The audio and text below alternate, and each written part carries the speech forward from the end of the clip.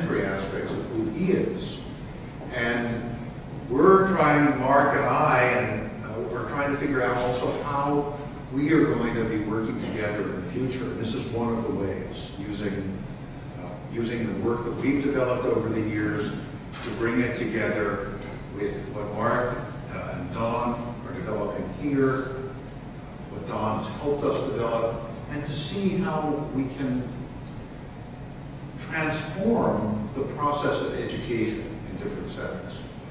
Now, I'm going to talk some this evening about this journey, this process of getting unstuck. And I'm going to talk some about it, and I'm going to give you a little bit of an experience, I hope, of some of what I'm talking about. And then I hope we'll have a chance to have a dialogue, a little bit of dialogue back and forth here. And then we'll have, as Lois said, there's some chance afterwards. I'll be sitting outside for a while and sign books, and we can talk some more. And I emphasize the process of dialogue because the work and the play that we do at the Center for Mind-Body Medicine and that Unstuck is about that experience of self-discovery. And part of the experience of discovering ourselves is becoming aware of who we are in relation to one another, how we are with each other. One of the very interesting aspects, well, many very interesting aspects of the New Testament, of course, is that conscious emphasis on two or more people being together. And out of that fellowship, out of that community, a truth arises that is different from the one that comes from one person. And that's very much part of the spirit of the work that we do at the Center for Mind-Body Medicine. Two of my colleagues from the center are here. Amy Schemmel, who's our, why don't you wave your hand around, who's our clinical director, and Tina Linden, who really managed all of our international programs, all the programs that we have in war and post-war situations for 10 years. And so there you might want to talk with that. Tina, raise your hand too, so people can. Because this, if you want to find out, a number of you have asked me questions about the work of the center. You can find out from me, but you can find out from all of us. And of course, you can find out from Don as well. And there are also people, this is very interesting, people from other parts of my life. When I was working with runaway and homeless kids in Washington, D.C., and working in St. Elizabeth's Hospital. So it's quite amazing to sort of have that sense of connection. And as I think about it, I realize how much each stage of my life has helped to give birth to the next one, and has helped to inform the next one. So reading Unstuck, I'm sure any of you who knew me 30 or more years ago can see echoes of what I was doing then.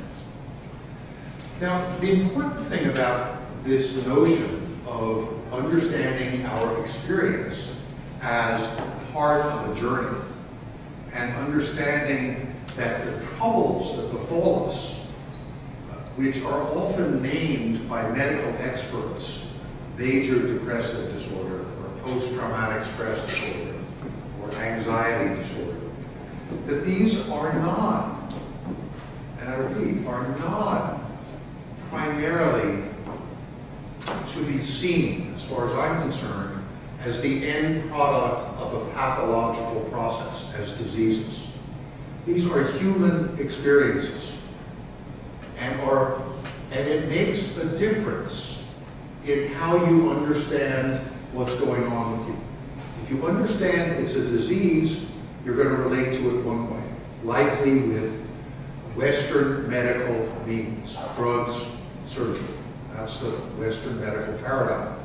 If you understand what you're going through as part of a journey of growth and transformation and a growth in consciousness, you're going to approach it very differently.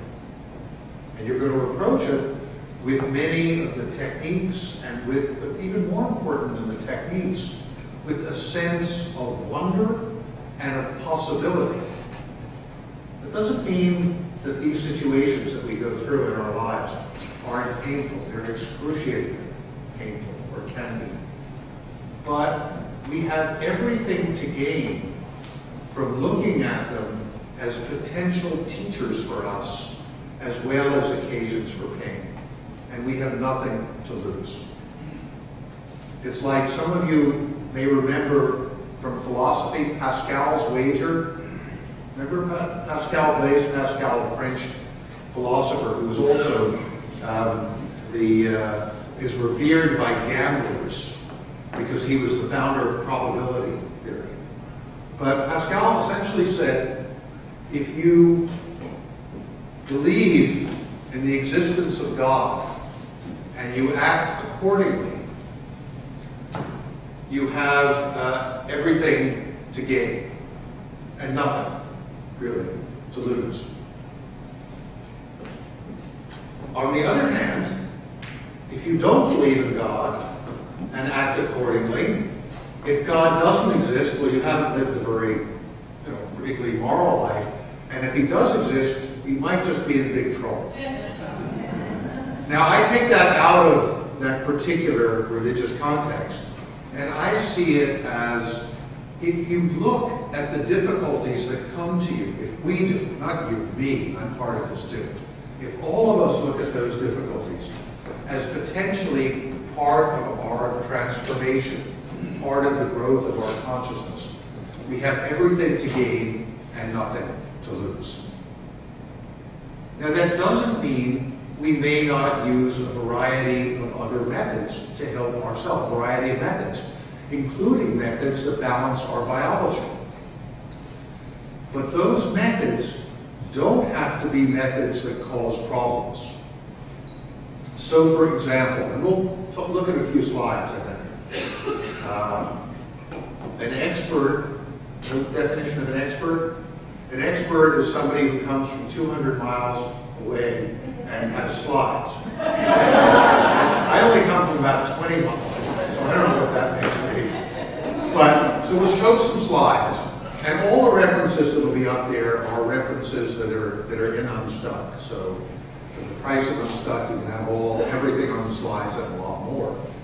The point is that it is possible for those of us who are going through serious periods of anxiety or depression or post-traumatic stress disorder, or just feeling kind of confused, it is possible to work on ourselves biologically without using drugs. And all the approaches that we're going to talk about this evening, some of which we'll experience, can change our biology in ways that are positive, can help to balance out the imbalances that we have with no negative side effects and only positive side benefits. So we're going to start with one that we always do in our trainings, in our groups, and that I often do when I'm working with people individually as well. That is, we're going to simply sit quietly and do a relaxation or meditation technique with the highly esoteric name, soft belly. So sit comfortably.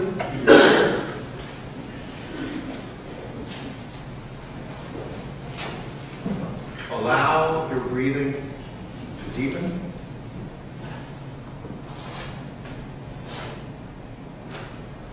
If you feel comfortable, you can close your eyes.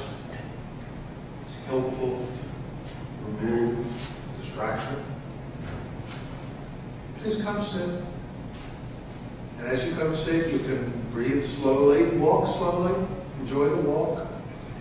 That's it. Breathing deeply.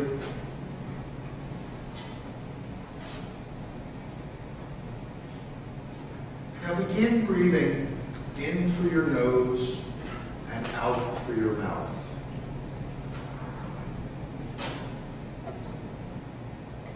This is a very relaxing way to breathe. It may be a little unfamiliar to some of you. You get the hang of it. again after a bit.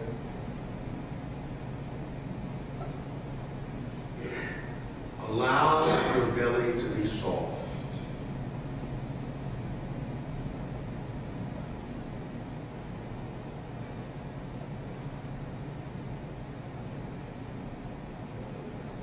If the belly is soft, more air goes to the bottom of the lungs, and there's better oxygen exchange. More oxygen comes into your body, goes to your brain.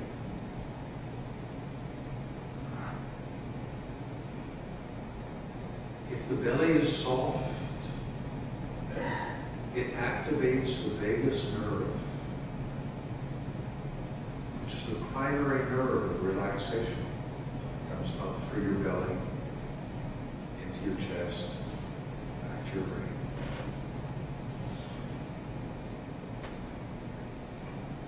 If the belly is soft, all the other muscles in the body begin to relax as well.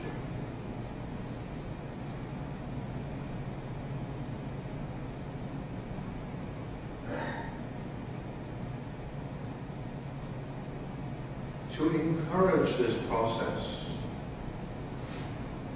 you can say to yourself, soft, as you breathe in, and belly, as you breathe out.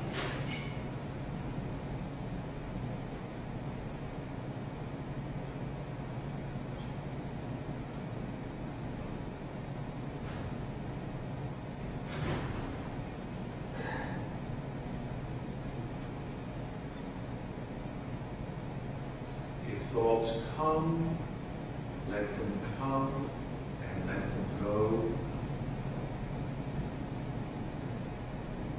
Gently bring your mind back to soft belly.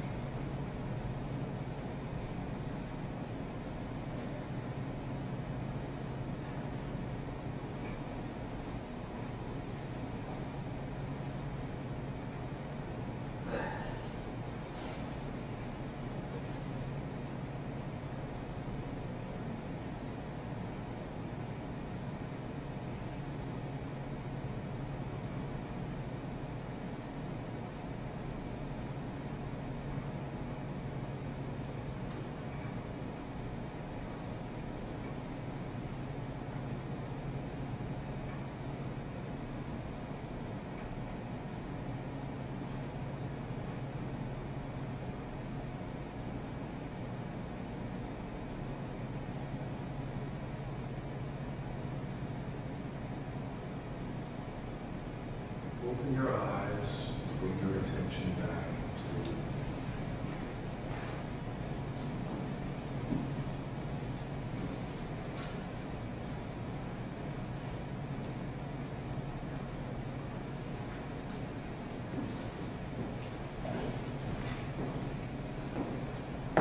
anybody notice any change? Let me raise your hand. Any change at all these 3-4 minutes of breathing? Great. What was the change? Speak it, shout it out. What changed? Calm. Calm. Slower breath. Sorry? Slower breath. What else? Ease of mind. Ease of mind. Ease of mind. That's nice. Great. Yes? My eyes on focus, and it looks like the color changed up there. Okay. Great. Thank you. So, for me, sometimes things quieter, things are a little clearer. This is very important to do before you have something to do, when you're rushing through a bunch of tasks and you need to come and you need to be focused on what you're doing, which hopefully is most of the time. It's really nice just to take a minute or two and breathe deeply like this, because it brings you into the moment in a relaxed way. How many people feel a little more present? Anybody want to? Yeah, good, beautiful. That's what we're here for, right? To be present. This is our life, our lives. So we might as well be present for them. So this simple technique is the basis, in a way, for all of mind-body medicine, or can be seen that way. Mind-body medicine is a sort of big name, but it's really very simple. And the basic idea is that everything that happens to us affects our mind and our body. Everything that goes on in the body affects the mind, as well as affecting itself. Everything that affects the mind affects the body. That's the basic science, which you can spend quite a bit of time studying.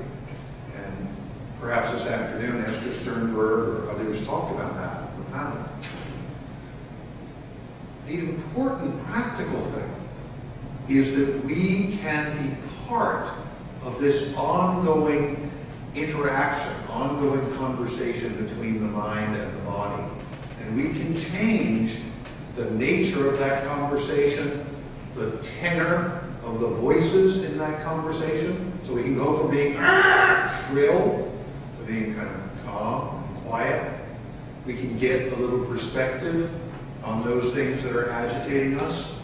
We can quiet the body that may be tense. And that capacity is there in everyone who's sitting here, and indeed everyone on the planet, just about, has that capacity. It's very simple, very inexpensive.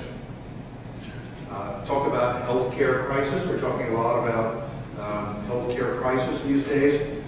If everyone were using the simple techniques of self-care, I'm sure the panel talked about that some this afternoon, we would not only go a long way to preventing and treating chronic illness, we would go a long way to solving the financial dilemmas that accompany our healthcare crisis. Very simple. So, this one technique is a relaxation technique. If you do it on a regular basis, it will decrease levels of anxiety, it will lower blood pressure, it will slow heart rate, slow breathing, decrease muscle tension, increase the synchrony between the two halves of the brain, decrease frequency and intensity of epileptic seizures, and increase fertility in chronically infertile women, among other things. One technique. Because what it's doing is it's balancing systems, organisms, humans like us, who are out of balance, who are too often in a kind of fight or flight mode, anxious, tense, anticipating difficulties or catastrophes. We're thinking about the ones that happened yesterday, the day before. What this does is this is the antidote. It's a relaxation technique. It is also a meditation technique. Most of you probably know this, but just in case you don't have to join a group, or put on a uniform, or go to the Himalayas, or give up your religion to do meditation. Meditation is part of every religious and spiritual tradition in the world. And you can do it while you practice whatever tradition it is you come from, and integrate this change in consciousness into whatever you're doing in your tradition. Or you can move in the direction of another tradition, but that's up to you. But meditation is there for you to use. It's your friend, it's your servant, it's your birthright. This kind of meditation, soft belly, is technically a concentrated meditation. We're concentrating on the breath, on the words soft and belly, and on the feeling of the belly relaxing. Everybody with me? If you don't understand, raise your hand or jump up and down. I'll do my best to explain. This is a concentrated meditation. Again, every tradition that I know of has concentrated meditations. In the monotheistic religions, we have repetitive prayers, and in many other religions too, that are concentrated meditations. Hail Mary, full of grace, Shema Yisrael, Ilallahu, Ilallah. All those are also concentrated meditations, concentrating on the name of God, concentrating on Mary, concentrating on something that will enhance us spiritually. There are two other kinds of meditation: awareness or mindfulness meditation, becoming aware of thoughts, feelings, and sensations as they arise. And the third kind, which I think we'll do a little bit later on, is expressive meditation, which is the oldest kind on the planet. Moving the body, chanting, jumping up and down, shouting, wording. So it's a meditation. It's also a form of guided imagery. I gave you an image. The image was soft belly. I guided you in using that image. So you say, I don't know, I've never used guided imagery. We've now used guided imagery. Everybody in this room who sat here and did soft belly for a few minutes was also using guided imagery. You were also using self-hypnosis. You were giving yourself, hypnosis is relaxation, focusing, and intention. So you were relaxing, you were focusing on soft belly, and the intention was to breathe deeply and let the belly be soft. You were giving yourself suggestion. So this one technique can be the basis for learning, and by learning I mean primarily experiencing what mind-body medicine is all about. And is the doorway, or can be the doorway, to all these other approaches that you may have wondered about or heard about or perhaps practiced. The other thing that's important in the context of getting unstuck is that it is crucial to have a way to relax. There are many ways of getting unstuck, and we'll talk about some others. But this is absolutely crucial because so often the place where we're stuck, that is the place where we're constantly repeating ourselves psychobiologically, is agitation and anxiety. This is a whole nation of, and especially the Washington, D.C. area, of people in anxious overdrive. Now, it's not, I was just in L.A., it's not quite as bad. L.A., everybody's supposed to be laid back until they get on the freeway. I was driving out here, and there was a ridiculous amount of traffic coming from D.C. out here. But at least people weren't ready to murder each other. I was in L.A., and my goddaughter and I were driving, and we had to move over a lane to get to an exit. And you know, I signaled and wasn't going too fast. I didn't cut anybody off. But when I looked in the rear view mirror, there was a woman going, ah! And that's just the beginning. A guy I know who was a stuntman in Hollywood, he was an American Indian guy, huge, 6'6", real punk. He was driving his pickup truck. He was very, kind of basically pretty mild-mannered guy. He was a huge guy driving a pickup, and something happened. He got somebody angry, and they shot him. They shot him through the window. I mean, this is really, I mean, that's a bit extreme, I'd say. But this is what we're in such a state often, such a state of overdrive, which is one of the reasons that we have so much chronic illness.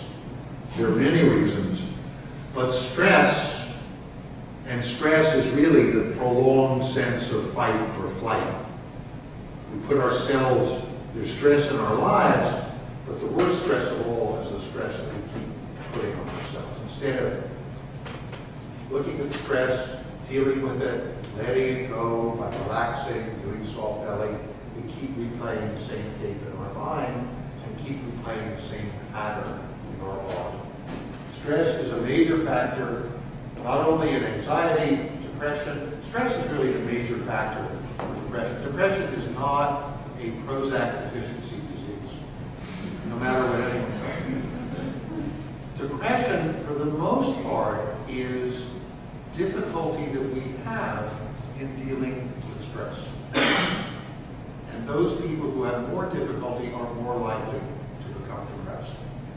Those people who have difficulty dealing with stress and put themselves under stress are much more likely to have chronic illness of every kind.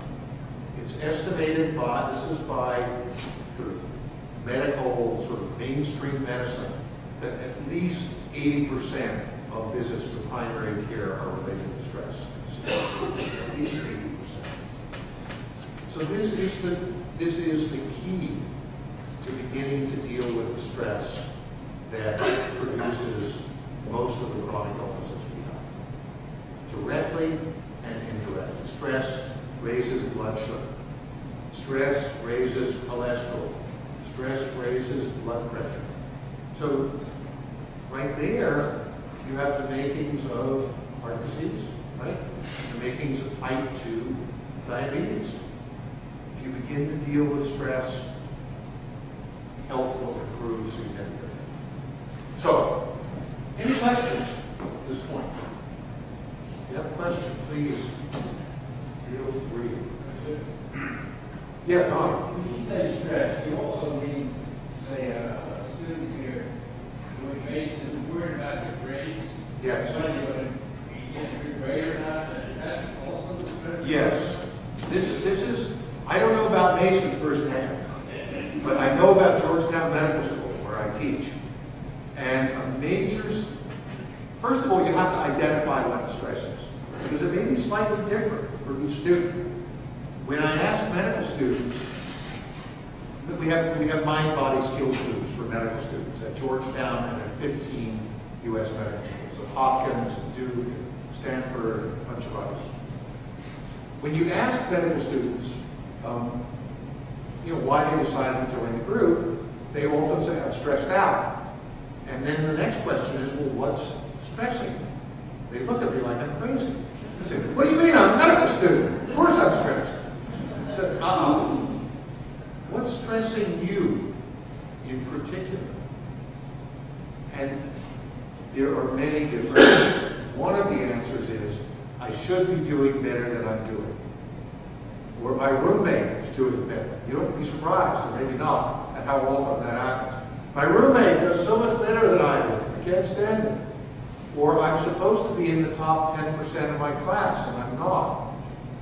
So that, all of those variations are part of it. But sometimes it's something very different.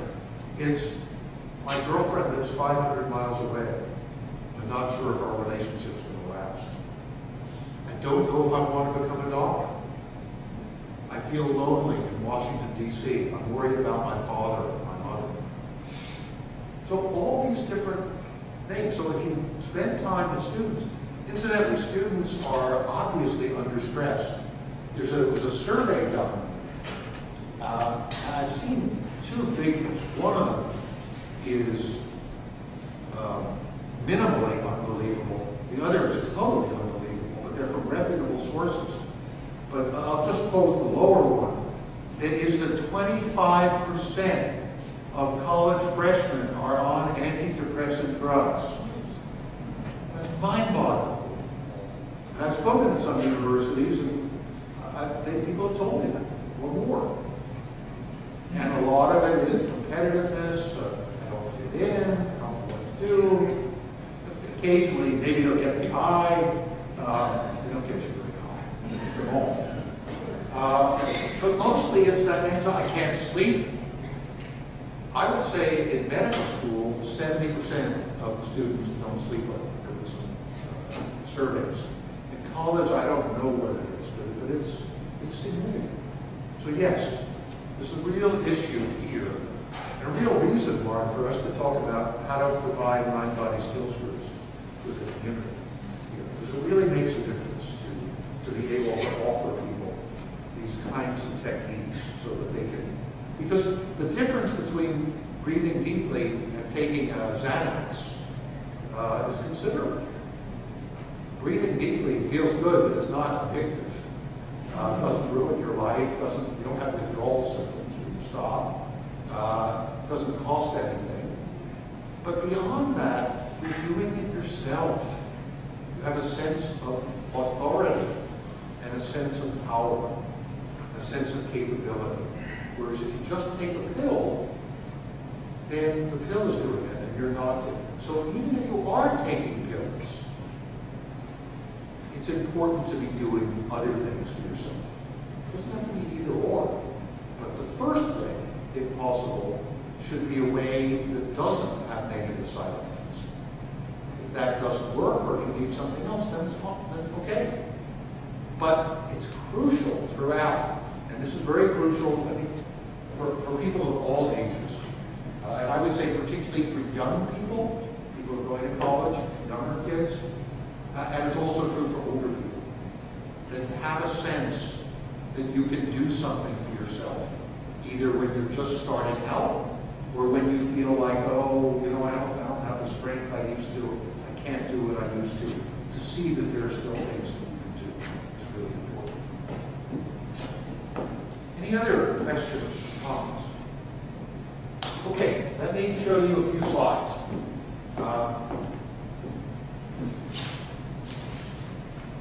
I've already said this, it's the beginning of the journey. I love that image of the journey. Very dignified, exciting, adventurous to be on the journey. It's not so dignified, exciting, or adventurous to be patient. It's okay, you have to be, but when you don't have to be, why not understand yourself as being on the journey of your life? This is the way humans have understood for a very long time our experience, our life experience, the journey with different stages. Talk about relaxation. The first stage, I'm going to go through the stages so you can get a sense of what I'm talking about. These are stages that originally, the idea of these stages is very, very old, millennia old, but began to be codified in modern times by Carl Jung, the psychiatrist, and then by Joseph Campbell, the mythologist. And I've modified them somewhat to sort of suit some of the points I'm making and some of the prescriptions that I'm offering. But basically, this is the pattern.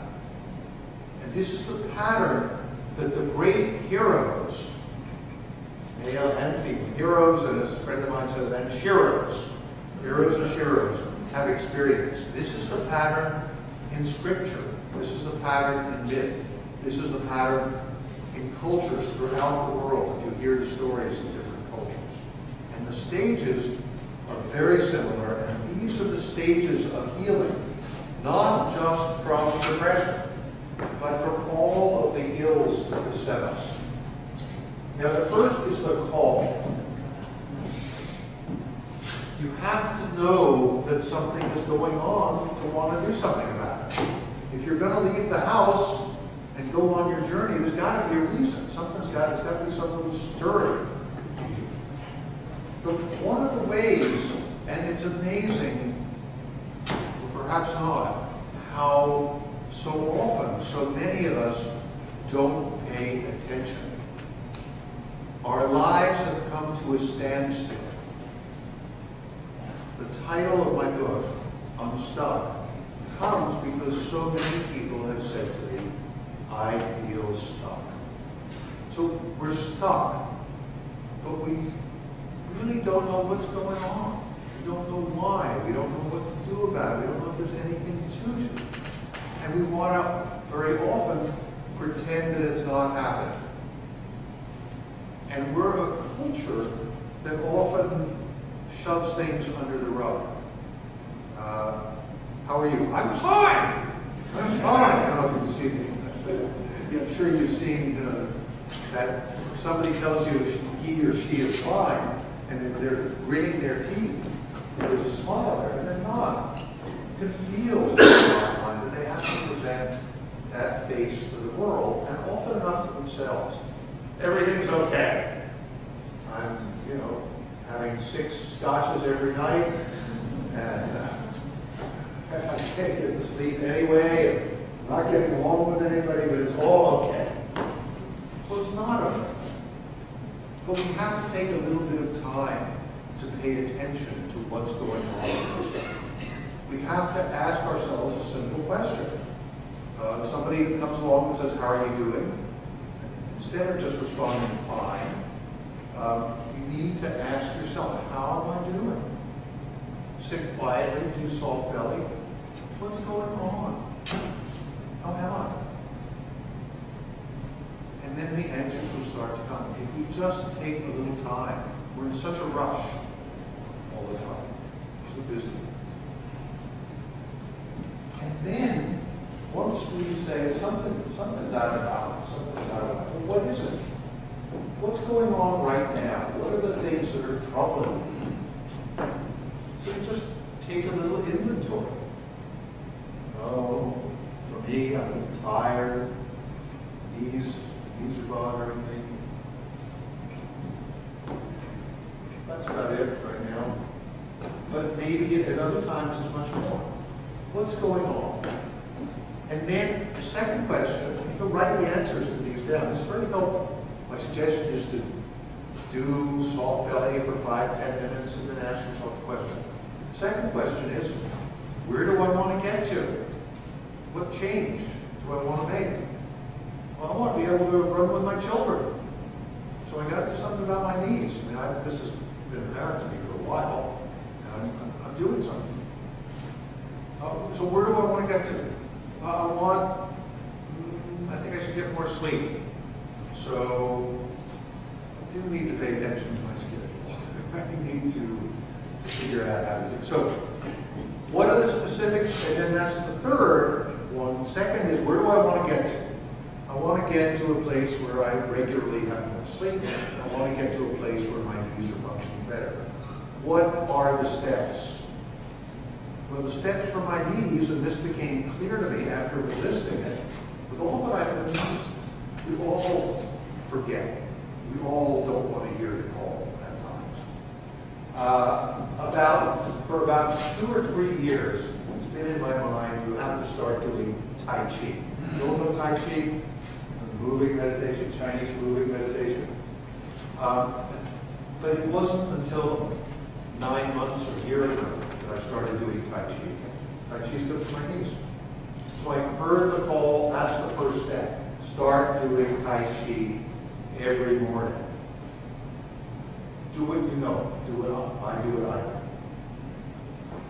What about sleep? What's the first step on the way to sleep? Now that I've realized what I have to do. Well, the first step is to not, which I actually have done, to not schedule something the first night that I come, when I'm traveling 3,000, 5,000 miles, wherever I'm traveling, to not schedule something right away. So I have some time to sleep. So very simple. So that's the call, that's the beginning. Something is out of balance. Physically, psychologically, spiritually, interpersonally. What is it? Oh, my wife and I aren't talking to each other anymore. Oh, okay, that's something you may have gotten used to that. But now, when you're paying attention to the call, it's like, that's a bit strange that we don't do any more than say hello and goodbye to each other. But you'd be surprised, or perhaps not, how many couples it comes to something like that. So, and it takes something to wake us up. So that's the call. Second is needing guidance. Not everybody needs someone to be a guide. I use the word guide. In our culture, most guides are therapists. Call them therapists. Therapia has to do with healing. Greek word. Could be a physician, could be a psychologist, a social worker, a pastoral counselor, nurse, somebody who's working as a therapist. That person is a professional guide. When we're really in trouble, it's very important to have a guide. One of the great difficulties we have, except for isolated places like Manhattan, Beverly Hills, maybe, it's not very fashionable to see a therapist. It's kind of, you're weak. What's the matter? Why are you doing that? What's the problem? And I think that this is really too bad and sometimes tragic. Because as I got ready, as I was writing Unstuck, and I was looking at world's literature, one of the things I realized yet again is that the greatest heroes in our Western tradition have people who were there as guides for them. Odysseus, who was my boyhood hero, wily Odysseus, right? He always got into trouble, and he always got out of trouble. But he always had a guide. He always had Athena, the goddess of wisdom. She was always there for him, every step of the way. Then he had a few others. And incidentally, most of them were women. A couple of men, and they were mostly women, which is very interesting in a Greek culture that is very, if you will, phallocentric, very male-centric. But his guys were women. Socrates, the wisest man of his time, and generally regarded as the wisest man in our culture. He had two major sources of guidance. The first was from within, from what he called his daimon, D-A-I-M-O-N. We'll come to it a little bit later. But that's the wisdom, the soul, the genius that's in each person. That we can go inside and contact with techniques like meditation and guided imagery. So that was one. And the other was the Sibyl, the oracle, the wise woman, the witch. When his inner guidance wasn't enough, he'd go to her and he'd say, I'm at a loss. I need your help. So these are the wiliest, the cleverest, one of the greatest sort of warrior intelligences of our history.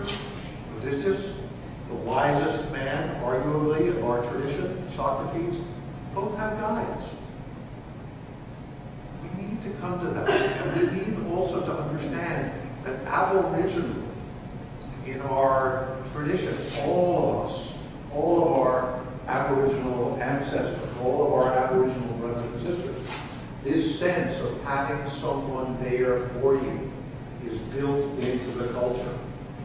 If you have a small problem, you go to see your granny, your grandma, or somebody else's granny. She has the basic first aid healing techniques. So if you have a cut, or you have a cold, or you have asthma, or you have stiff arm, or something, or you have some depression or anxiety, it's not too bad, you go see your granny. If it's a major problem, life-threatening illness, serious depression, psychosis, you go see the official healer, the shaman, the wise man, the wise woman, the witch doctor of the society. And that person serves as your guide, and that person also assembles others who can be there with you on your journey. Sometimes a small group, sometimes a large group. So guidance is crucial. And we may well need to find a guide as we take this Unstuck journey. And we need to make sure it's somebody who knows what she or he is doing in a experiential, clinical sense. They've had the training. But we also, and here again is a place where we don't often really pay enough attention. It also has to be somebody to whom we feel connected, who's right for us. So that's something you have to check out. As you're looking for the outer guide, you have to check it out with your inner guide. Is this the right person? The third stage of the journey, and also other people can be guides. You don't need just a professional guide. One of the things that happens, one of the things I suggest you do, is when you're going through a difficult time, and perhaps any time, is to open yourself to the guides who arise spontaneously in your life. It may be totally unexpected, totally unlikely, but they may be there for us. And you'll know, they're not necessarily people who are telling us what to do. Those are some of the people you may want to steer clear of. They're the people who you feel are really present for you, and who by their very being, may teach you something. It may be the person who, you know, when you're going through a period of utter confusion, invites you over to dinner. You just sit there and you feel at peace in that person's house. It's enormously helpful. It may be a member of the family who comes to your mind. Not the ones you usually hang out with, perhaps, but someone you haven't thought about in years, and she pops into your mind. She may be the person who can help you in the next stage of your journey. Yes, please. How often is the guy, Dad, not passed on, Homer? Is he a guy? Sorry, who? Is the guy passed on, an author? Homer. Is Homer a guy for you? Homer. Homer, the author, or the singer of the Odyssey and the Iliad. You know, I don't think of him. I haven't thought of him as my guide. I have thought of the Odyssey. I feel like Odysseus is, yeah, at times, yes, now that you mention it. At times, those texts provide guidance for me. So thank you for saying that. And so I will read them. One of the things I find is, how many of you had the experience, you're going through something, you go into a bookstore, and you're drawn to a particular book? I just want to see a hand. That turns out to be helpful to you. So, yeah, sometimes I'll say, I've got to look at the Odyssey, or I've got to look at the Iliad. But it's not so much a, you know, like, now I've got to consult Homer. It's more like a feeling that comes up. So, yes, books are beautiful for guidance. So, Homer, Dante, the Bible, St. Francis, many different, William Butler Yeats, many different texts at different times. And sometimes not such, just something, sometimes it's a movie. How many of you, again, have turned on a movie or seen a movie on an airplane? It was like it was made just for you when you're going through a difficult time. Me too. So that, yes, those are sources of guidance. Thank you for asking the question. Songs. Yes? Songs. Songs. Music. Music. Yeah, say, what do you, tell us about music. What is it, music for you? Going through divorces, there were some little beat songs. Speak louder, okay, please. I said going through divorce, there were some songs by Little Feat, Loved and Lied to. It just was cathartic for me. Beautiful. Bridge over a cup of water. So, music is enormously helpful. Speaking of music, we're going to do something with music. So everybody stand up. I didn't ask you to ask this. Adrienne, you ready for me? You there? Yes? Okay. So, music is beautiful to listen to. It is sometimes even more beautiful to listen to. Now, the third stage of the journey is a surrender to change. One of the problems when you're stuck is you're stuck. You can't move, right?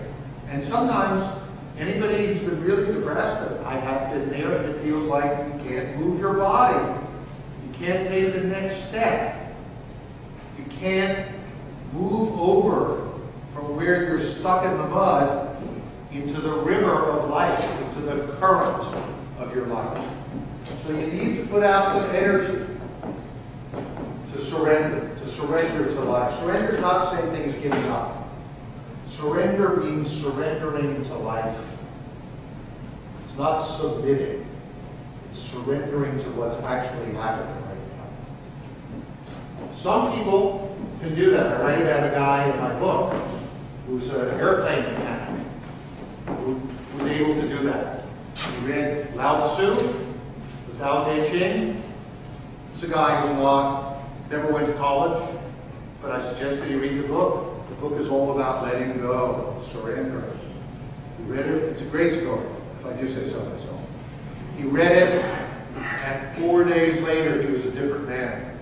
Took it in. Now, most of us are not as open, as determined as he. He was utterly miserable before he started. So sometimes it's good to be miserable because it makes you, fires you up, makes you do things you wouldn't otherwise do. But most of us can't just surrender into life. We need to put out some energy to do something. One of the best techniques is one that not only puts out energy, but that also shapes up the fixed structure of our thought, of our feeling, of our physiological function. Chronic illness is basically maladaptive, repetitive physiological patterns. Blood pressure too high, right? It just keeps reinforcing itself. Depression, you're stuck. You can't move. Repetitive thoughts, self-defeating ideas, always negative, future looks dark. Anxiety or post-traumatic stress disorder, you're in a state of anxiety. It's like the event, the traumatic event is being replayed in your body continually. Some of you have, if not experienced it, perhaps you've worked with or met people. Many of the people coming back from Iraq and Afghanistan when we work with at our center are in this state. They're stuck. It's as if the past, these chronic, repetitive, destructive patterns have a hold on them. And the best way to break up these patterns is to shake them up. And the simplest way to shake them up is to shake the body. Now, I'm very glad we're at a university because this takes a great deal of learning to understand this technique. But I'm going to show you, and I think, let's see how it goes. This is shaking like this. You put your feet shoulder width, bend your knees a little, and you shake your body. All right, this is very good. Very good. Okay, we're going to come back to this. That's the first phase, shaking. The second phase is just relaxing and becoming aware of our bodies and our breath. And then the third phase is allowing our muscles to move. Now, I would say dance, except if I say dance, it's going to put an idea in your head. It's foxtrot, it's samba, it's salsa, it's electric slide. And the dance that's most important, those are fine, but the dance that's most important is the dance that you want, your body, your being wants and needs to do. Now, if there are 80 or 100 people in this room, there are going to be 80 or 100 different dances. We're all unique. It's another important part of this journey, is that as we go on it, each of us is going to have somewhat different experiences. The stages may be similar, but each of us has a unique experience. If we're out of balance, each is out of balance in a unique way. Similarly, each of us needs to move in a way that's special for us. So the 3 stages, because he had that sense. This is what I want to do. And his songs are wonderful. And they're wonderful about dealing with opposition. Opposition will come your way in this song. The harder they come, the harder they fall, one and all. Beautiful. Just indomitable spirit. So what was it like for you? Anyone want to share an experience? Great, okay. That's good. You can't be tense when you're moving like that. It really releases them. Yes. Physically, emotionally, or both? Both. Both, It yes. just clears your mind, clears your body, it just kind of moves you in a different direction. Anybody have major trouble? It's good to hear about troubles. It's a challenge to do it on this sloped floor. Yes, that's true. It is a challenge. This is a beautiful way to begin the day. We did it 5-6 minutes of shaking, a couple minutes of quiet, and 3 minutes or so of dancing. You can increase the time as you go on. It's a wonderful way to get. How many people feel a little more energized? Yeah. It's almost like 8:30 at night, and your energy's starting to come up. Yeah. It should be. Now, Now, you don't want to do this at 11 o'clock at night and then don't get to sleep. Great to do early in the morning. It's great to do at the end of a workday. Let go of all that stress and strain at work. You're shaking and dancing on your front lawn. You're walking the house. I used to live in the country, and I used to do another kind of active meditation, very fast, deep breathing like this. And I used to do it for 40 minutes. I lived in this little house, farmhouse out in the country, and sometimes when I would do it, the cows would come around. They seemed to enjoy it. But another time I was doing it not in the pasture, but in the yard, and I heard a car and I heard a loud noise, but I wasn't paying, I was busy, didn't open my eyes. It turned out it was the deputy sheriff, and he had no idea what was happening. He crashed into our porch with his sheriff's car. So pick a spot to do it where you're not going to get in any particular trouble. Have a little time for yourself. Set aside some time. It's part of this journey. You're saying, okay, I need to set aside some time for myself. This is an expressive meditation. You have just done an expressive meditation. Expressive means you're working with the body. You're expressive, you're getting it out. You've done a concentrated meditation and an expressive meditation. You can also, sometimes you may not feel like shaking, just put on music and move in the morning. How many of you have had the thought sometime in the last 6 months, it might be good if I danced a little more? I'm just curious. So look around, a bunch of people. And yet, most of us, what do we do with that thought? Oh yeah, maybe sometime, maybe I'll go to a party, maybe I'll go to a club. It's not happening right now. Why should I dance? All these things come up. But that's the call. It's telling us, it's saying, okay, baby, it's time to move that body. So if you're going to dance, put on music that moves you. And understand that how powerful the music, and perhaps especially the words, can be, how deeply they go. Because the more you do it, the deeper into your being the words go. Do you understand what I'm saying? Because you get into a state where you're more open, more receptive. So the words should be words that are truly inspiring, or perhaps cathartic. I've had several people I've known who were particularly angry at their women, who were particularly angry at their male partners, or sometimes female partners, and the song that they liked preferentially was "You're So Vain." Sometimes if you're angry, I used to do it so you can't always get what you want. But whatever it is, this Jimmy Cliff song is very upbeat, very inspirational. That's what I prefer to. Yes?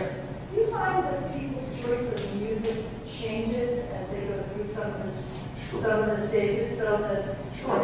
Doesn't yours? Doesn't mine? Yeah, certainly. But I mean, do you notice it as a particular pattern as people begin to move out of the depression and into the different stages of dealing with things? Yes and no. You mean, do they give up heavy metal for recording chants? But might they be choosing music that's, sort of maybe sad, or the words are sad, and then move to something like Jimmy Cliff, which even though some, yes. I mean, I do see, but it's all also it shifts and changes. Right. Because you want different. This is an important point because you want different kinds of music at different times. Right. Sometimes you want music that's going to allow you to cry. Or watch a movie that will allow you to cry. Because that's what you need. The tears are shut down. There's I'm sort of quoting William Blake. William Blake said, the poet said, all desire is innocent. All emotions are innocent. The emotions are not the problem. It's when we get stuck in an emotion. So that's why you can use music to help you feel the emotion and move through it. How many have had the experience of being sad and of crying and feeling relief? Just for example. Yeah. Or just that. Or being angry and, getting it out. Not necessarily on your little child, but, sometimes that has to happen too. Sometimes you have to get angry. It's authentic. And then it goes. It's different from hostility. Hostility is terrible. Holding it inside. Resentful. I wish, I can't do this. I hate this job. I hate my boss. But I can't tell them because I'll get fired. And just holding it inside. That is incidentally not only a major contributor to depression and to sort of unpleasant ways of acting, it is a major contributor to heart disease. That feeling of hostility. A lot of studies have been done. There's nothing wrong with anger as long as it's not festering, as long as it's not indulged. If it just comes and it goes, it's gone. My son, I get angry at him. I even still, I'm worried. That I get too angry. 2 minutes later, it's, Dad, I can't wait till we do this. I can't wait, because it's gone. I'm no longer angry. If I hold it in and I'm irritated all the time, then we're in trouble. Does everybody understand what I'm saying? So when you have these emotions, let them come. Experience them. Let them be, become aware of them. Let them be there. You can let them go with techniques like shaking and dancing.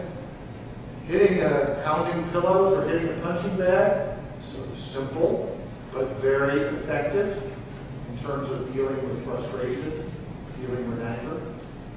Physical exercise, incidentally, with the single exception of talking with another human being who is trained to do that and who's actually a compassionate person. Some people are trained but not compassionate. Talking with a compassionate human being may well be the best response, best therapy for depression, but physical exercise is very close. There have been studies done showing that physical exercise changes brain physiology. You can look at it on some of the scans of the brains. It increases the neurotransmitters that antidepressant drugs are trying to increase, like serotonin, norepinephrine. Plus, it releases endorphins, sort of our own internal morphine-like substance. And it does it with no side effects. Why would you go to the drug if you can do the same thing with the exercise? If the exercise is not enough, then you may need to use something else. But the point is, we have this incredible capacity. And physical exercise is, or should be, a major part of everybody's therapy for anxiety, for depression, but for living. Our ancestors, how many of you have spent any time with an Aboriginal tribe or sort of non-industrialized agriculturists? Anybody? If you have the opportunity, do it.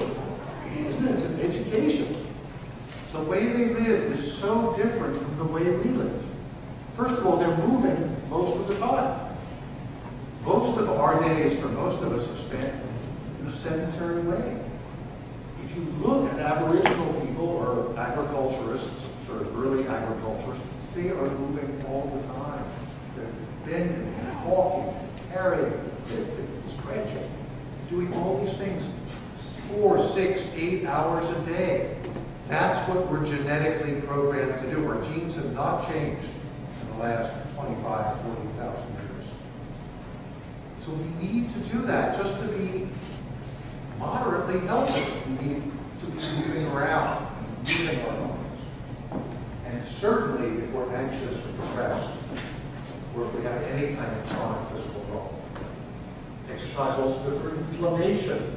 You have an inflammatory urge.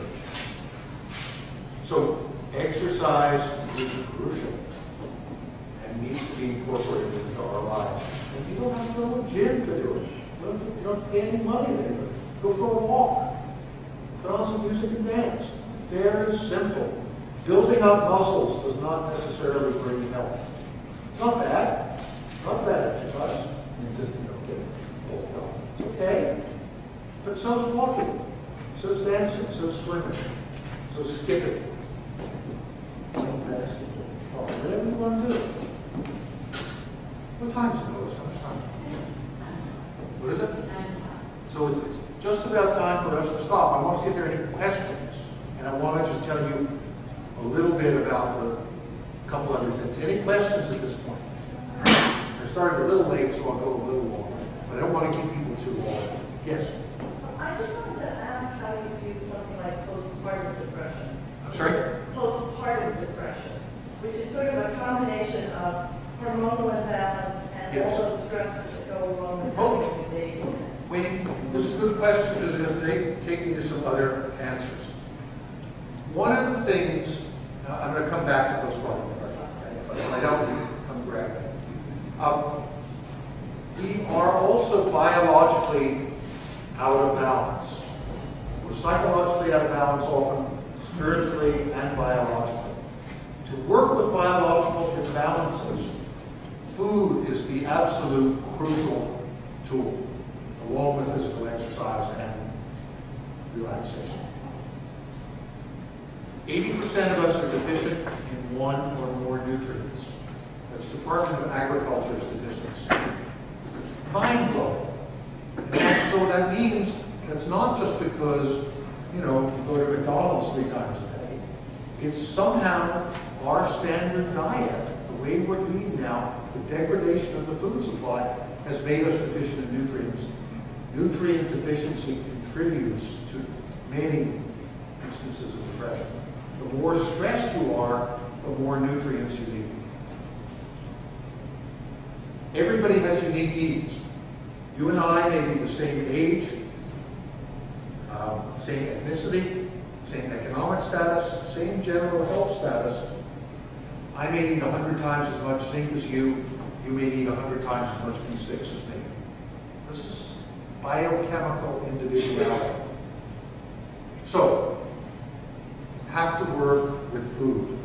There are many foods that either can contribute to causing depression or can help to relieve it. So, foods that contain omega-3 fatty acids, fish oil, flaxseed oil, very helpful for depression of all kinds.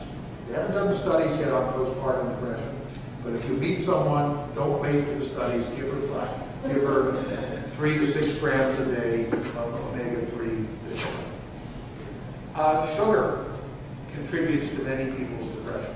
Caffeine, not everybody. Some people it's fine, it's great. You have to do the experiment. Stop for a while, see how you feel. I stop coffee and I have more energy. I drink tea, but it has much less caffeine. I happened to stop coffee, it just gave me a stop. So I have more energy than I did when I drank. Get tired as easy. But food is very important. In postpartum depression, and sometimes other kinds of depression, the whole system is enough out of whack that you need more than self-care. And one of the things I found particularly helpful for postpartum depression and for other kinds of depression is acupuncture and Chinese medicine. And I have seen one spectacular case of treating someone with one acupuncture treatment who was in the deepest postpartum depression, totally turned around. Because postpartum, everything is in all kinds of chaos goes on. And sometimes it becomes very disabling for some people. So Chinese medicine is something I would look at. So there is an imbalance. It's a state, an uncertain state, almost by definition. So you want to balance the person out in every way you can. And that word balance is key. We're out of balance when we're depressed or we're anxious or we have post-traumatic stress disorder or we have chronic illness. The work, our work of self-care, the primary work of health professionals should be helping us to restore the balance with as little downside as possible. You understand what I'm saying? So you only use substances which have side effects if you have to use them. And then it's fine. But you begin with those substances, those treatments, those approaches, those interactions that have no downside. Hippocrates' dictum, first do no harm. And if we reverse it, if we use drugs and surgery only when they were necessary, and we use self-care as primary, and use approaches that you need a professional for, but that maximize your own healing, like acupuncture. You don't want to start sticking needles in yourself. You don't know what to do. That's the way we should be going. Okay. The point, and I'm going to close in literally 2 minutes, but I just want to say 30 seconds each of them. The difficulties you have in your greatest teachers. You have to inquire of them. Why are you here? Why am I so irritable? Have a dialogue. We do this in our programs. Have a dialogue between yourself and your symptom, or your problem, or your issue. It will tell you. In Unstuck, I go through this in some detail so you can read it, do it at home. It's extraordinary, the information you get about, not only about why you're having a problem, but about what to do about it. When you're feeling in despair, the dark night of the soul, it's a term from John of the Cross, 16th century Spanish monk. When you're feeling in despair, lack of hope, first thing to remember, and this is one of the reasons I like this dark night of the soul's name, is that it is likely to change, just the way the darkest part of the night will yield today, if we can allow it and have that hope that it may happen. And it is crucial for most people. John of the Cross made it by his belief and faith in God, which was sorely challenged. Many of us need, most of us need a human being. It's very important to have somebody there. For those of you who are health professionals, I was saying this the other day in one of our training programs at the Center for Mind Body Medicine. It's so crucial to be there for somebody when they're in big trouble. And when you are in big trouble, and to be there and then consistently there. It makes a difference. We sometimes think, oh, therapists are interchangeable. No. You know, one person does the intake, there's one they get referred to. Almost nobody goes. You go to a clinic, you refer, 50% of the people go, maybe less, maybe 30. In the military, 20% go. They don't do it. But if you connect with somebody, you want to stay connected. So that's really important. Two things. If you can get through it, in the dark night of the soul, we don't realize there are options, and there almost always are. Almost always. And it is really important to have somebody else. Sixth stage, what we sometimes come to toward the end, but that the whole journey is about, is spirituality. This experience is a spiritual experience. This is not about, certainly not just about relieving symptoms. This is about transforming the being, becoming, through our difficulties, the person we were meant to be. This is about consciousness and transformation. So if this understanding is there from the beginning, it changes the nature of the experience of depression or anxiety or vulnerability. Also, spirituality is manifest every moment we're aware. It's how we are with each other every moment. That's, are we loving? Or are we fearful and do we shut off? Do we stick with resentment? Do we let it go and open ourselves? Do we come into the moment and be present? Or do we retreat and preoccupy ourselves? These are all, every step of the journey, there are spiritual opportunities. And finally, as with any journey, comes to a close, you start again. But the return means coming back to yourself, means seeing. It's a phrase that's often used in the world, the spiritual world, seeing with new eyes. Understanding that that priceless jewel that you traveled 9,000 miles and suffered endless hardships for was actually sitting on your windowsill. That your beloved, whom you went and experimented with 6,000 people in 40 countries, but your beloved was actually next door. Sometimes actually, sometimes metaphorically. That is, meaning we come back to ourselves and we see the extraordinary beauty, we feel the extraordinary wonder in every ordinary situation in our lives. So I'm going to stop for now. Thank you very much for that.